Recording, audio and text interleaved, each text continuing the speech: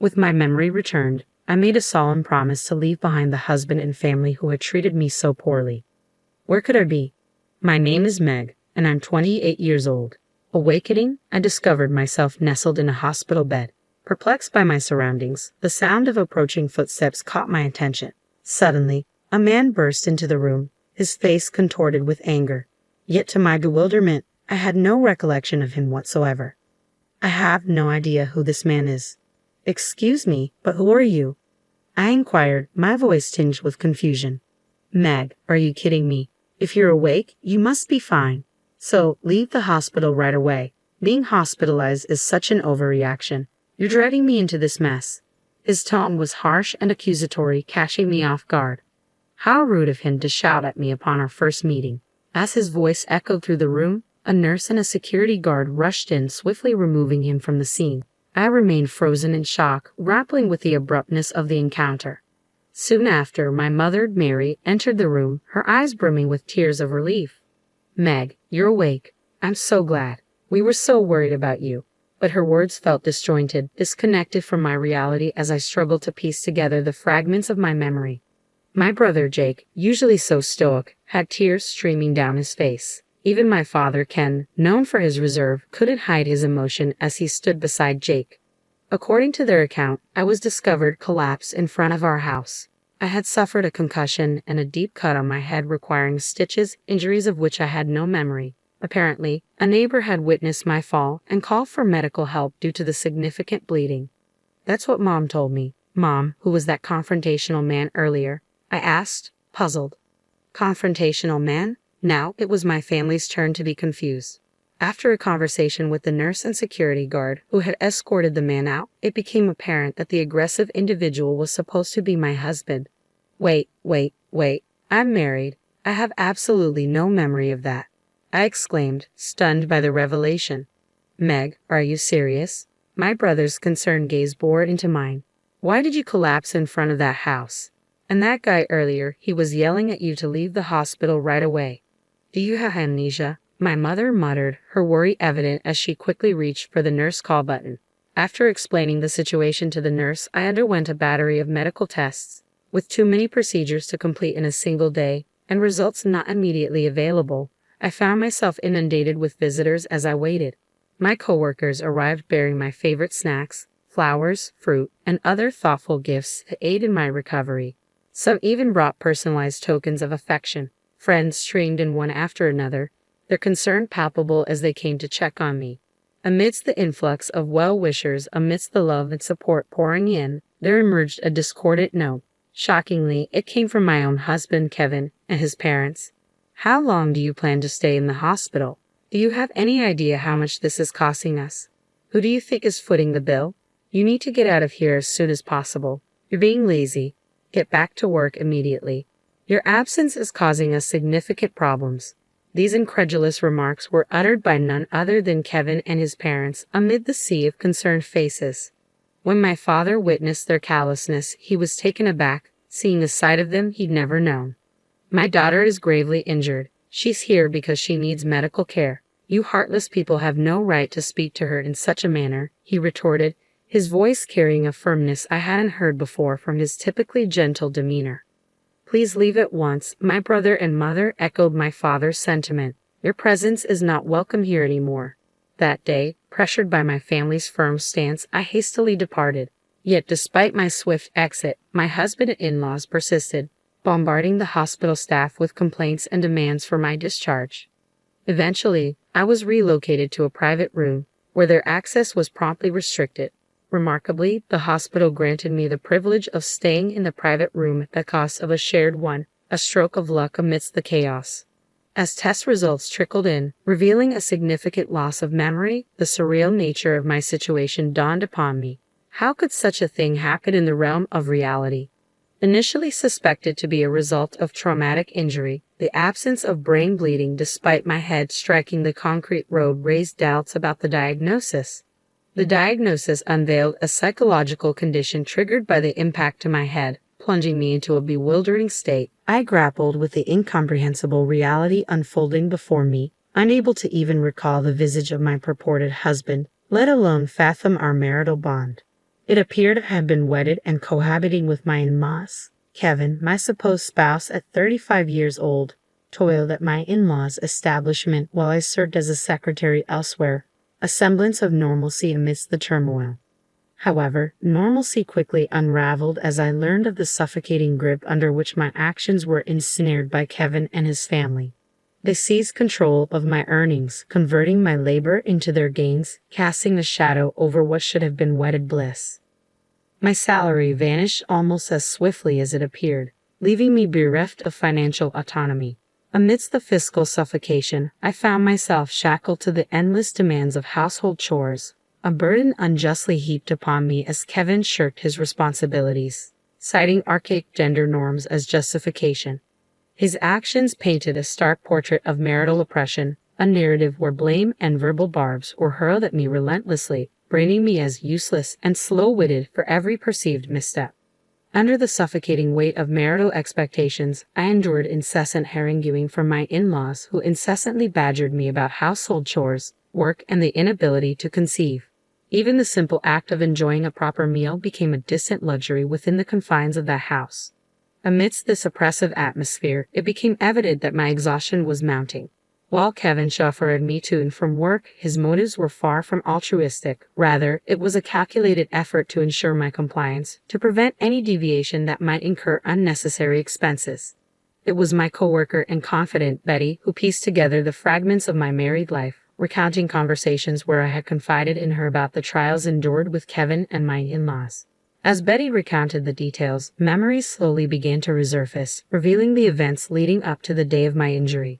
On that particular day, as was becoming customary, Kevin's voice pierced through the confined space of the car as we made our way home from an errand. "You took forever at the store, and now we're going to be late for our appointment. What's your excuse this time, you slowpoke?" "It wasn't just my shopping. I was searching for an item your mom requested. If you had bothered to assist me, we would have finished much sooner," I retorted, my frustration simmering beneath the surface. "Stop with the excuses. It's the same thing every time. Every outing with you ends in frustration. I shouldn't have even bothered to come along." My husband's tirade continued relentlessly, echoing through the confines of the car. For nearly an hour, he didn't let up, his anger mounting with each passing moment. Upon arriving home, his ire still ablaze, he spat out hurtful words, urging me to hurry out of the car with a final insult before forcefully pushing me from the driver's seat, causing me to tumble onto the unforgiving concrete below. Even as I lay there, wounded and vulnerable, he didn't cease his verbal assault. Ignoring my plight, he drove away, leaving me stranded and injured. It was a vigilant neighbor who stumbled upon my motionless form, bleeding from a head wound, prompting the call for an ambulance. Recalling this harrowing incident, I contacted the authorities, determined to seek justice for the pain I had endured. Subsequent investigations, supported by security camera footage, validated the truth of my memories. Anger coursed through me as I grappled with the cruelty I had endured. Why had I been subjected to such treatment? I vowed silently that he would face the consequences for his actions. Yet even as I harbored this resolve, the reality of my marriage to Kevin remained hazy and distant, as if belonging to another life entirely. My weary body, coupled with the revelations of my medical condition, served as stark reminders of the ordeal I had endured, a testament to the grim reality of the married life Betty had described. Upon my discharge from the hospital, I made the decision to eschew returning to Kevin's household, instead opting to seek solace in the familiar embrace of my parents' home. There, within the sanctuary of my childhood abode, I was enveloped in a cocoon of love and care fit for a princess. "Meg, today we prepared your favorite fried chicken. Indulge yourself, dear, and your father even brought home a cake. Let's savor it together later," my mother would announce with a smile, her culinary prowess transforming each meal into a feast. Meanwhile, my father and brother lavished me with unwavering attention and support. Under the tender ministrations of my family, my body gradually found renewal with each passing day. My workplace, understanding of my plight, encouraged me to take a leave of absence, insisting that I return only once fully restored. In the embrace of my parents' nurturing care, not only did the wounds from my accident begin to heal, but the burdensome weight of fatigue began to lift as well. Remarkably, even my hair and skin, ravaged by the ordeal of hospitalization, regained their former luster. It was a testament to the profound impact of stress. Burdened by the weight of my tumultuous married life, a sudden wave of anxiety gripped my thoughts. Must I return to that house simply because of marriage? The question spilled from my lips, betraying my unease. Don't concern yourself with that, dear. No one will compel our beloved daughter to endure such hardships. You must sever ties and seek a divorce as soon as possible, reassured my mother, her words a balm to my troubled soul. Following a family discussion, it was decided to seek legal counsel from a trusted friend of my father, a lawyer who had known me since childhood and shared a long-standing relationship with my family. Upon learning the details of my plight, the lawyer, much like my family, expressed vehement outrage and resolved to assist in every possible way. With the guidance of this skilled legal advocate, the process of divorce commenced smoothly, offering a glimmer of hope amidst the darkness of my marital ordeal. Meanwhile, within the confines of Kevin's household, simmering resentment filled the air as Kevin and his parents seethed with frustration. When will she return? The smooth operation of the store depends on her. We can't afford to wait any longer, Kevin lamented, his tone tinged with irritation. Echoing his sentiments, his mother-in-law interjected, "She's been discharged from the hospital, hasn't she? There's no reason for her to remain away. Instead of idling, she should focus on providing us with an heir." Adding fuel to the fire, his father-in-law chimed in, "She's become too accustomed to being coddled. Once she returns, we'll need to remind her of her responsibilities." In their desperation, they resorted to incessant calls to my parents' home, each inquiry dripping with urgency. "Is Meg there? Why hasn't she returned yet? Surely she's recovered by now. We have our business to consider, so we implore you to send her back immediately." My brother relayed the relentless demands they had made over the phone. Despite my family's unanimous support for my decision to stay away, I felt compelled to retrieve my belongings from the house. Seeking legal guidance, I enlisted the aid of a lawyer, and my father agreed to accompany me on this endeavor. From the moment I set foot inside, tension hung thick in the air, and the accusatory tirades began anew. "How long do you intend to linger at your parents' home? Why haven't you been answering your phone? Your negligence is appalling. It's high time you return to your duties. There's an overwhelming backlog of chores and responsibilities awaiting your attention." Kevin and my in-laws berated me without restraint. However, their vitriol was swiftly silenced as the lawyer and my father entered the room, their presence commanding a momentary pause in the onslaught of accusations. "Why did you bring a lawyer? What business do they have here?" they demanded, their anger palpable. "Let's take a moment to sit down and talk," the lawyer intervened, her calming presence guiding them towards the living room alongside my father. As they engaged in discussion, I retreated upstairs to my room, my mind swirling with uncertainty. Why had I returned to this oppressive environment? It dawned on me that I had left behind crucial evidence of the emotional abuse endured within these walls. A diary meticulously chronicling the hurtful words and actions of Kevin and my in-laws. The lawyer had stressed its importance as evidence, and I possessed another piece of damning proof, carefully concealed from prying eyes. As I busied myself with packing, the tense atmosphere downstairs erupted into a cacophony of voices. "Who consented to the divorce? You can't make decisions on your own." The sharp sound of impact echoed through the house, sending a shiver down my spine. It was evident that my father and the lawyer had broached the topic of divorce, sparking a volatile reaction from Kevin and his family. Frantically clutching my packed belongings, I hurried downstairs, only to be met by Kevin emerging from the entrance, his accusatory words cutting through the tension. "What's with the luggage? Are you not planning to return? And who's spreading rumors about winning a divorce? Explain yourself." His voice was laced with anger as he reached out towards me. Thankfully, the lawyer intervened just in time, her presence a barrier between us. "Violence is never acceptable," she asserted firmly. "I'm not being violent. I just want to talk to her," Kevin protested, his frustration evident. "You need to communicate calmly," the lawyer insisted, maintaining a firm stance. However, as Kevin attempted to approach me once more, the doorbell chimed with an urgent tone. "Yes, who is it?" My mother-in-law's voice crackled through the intercom. "We are the police. Is Kevin Davis at home?" came the unexpected reply. Kevin Davis is my husband's full name. What could the police possibly want here? My mother-in-law's voice quivered with apprehension. Could you please open the door if Mr. Davis is present? The police persisted. With a sense of urgency, my mother-in-law hastened to the door and swung it open. Excuse us, which one of you is Kevin Davis? The officers inquired. That would be me, my husband responded, his tone tense.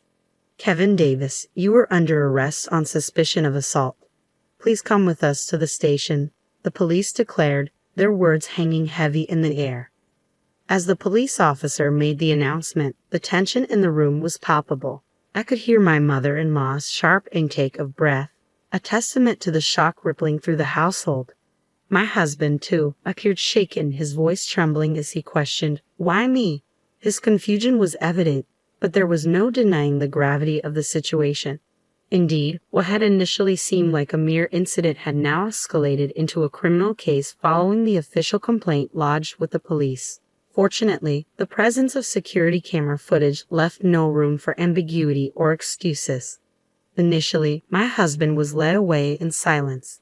However, his composure quickly gave way to vehement protests.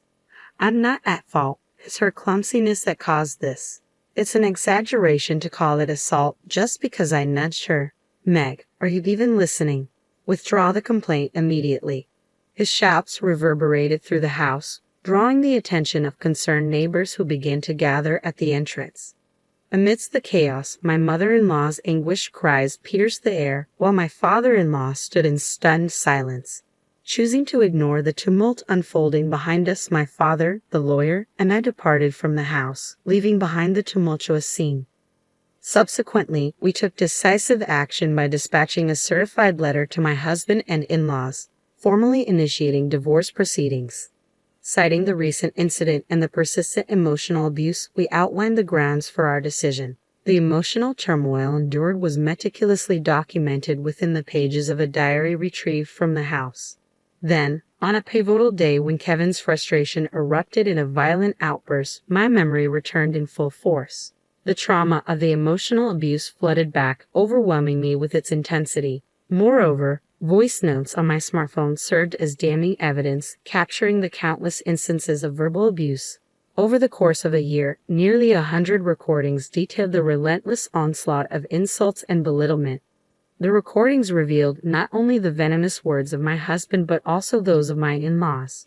Trivial matters such as a delayed dinner or an unprepared bath served as triggers for harsh rebukes. "Meg, it's already 7 p.m., and dinner isn't ready. Can't you handle such a simple task? You're a failure as a wife," scolded my mother-in-law. Similarly, my husband's voice echoed with disdain, berating me for my perceived incompetence. The barrage of insults, calling me a failure, useless, a slacker, and slow-witted, left me recoiling in horror.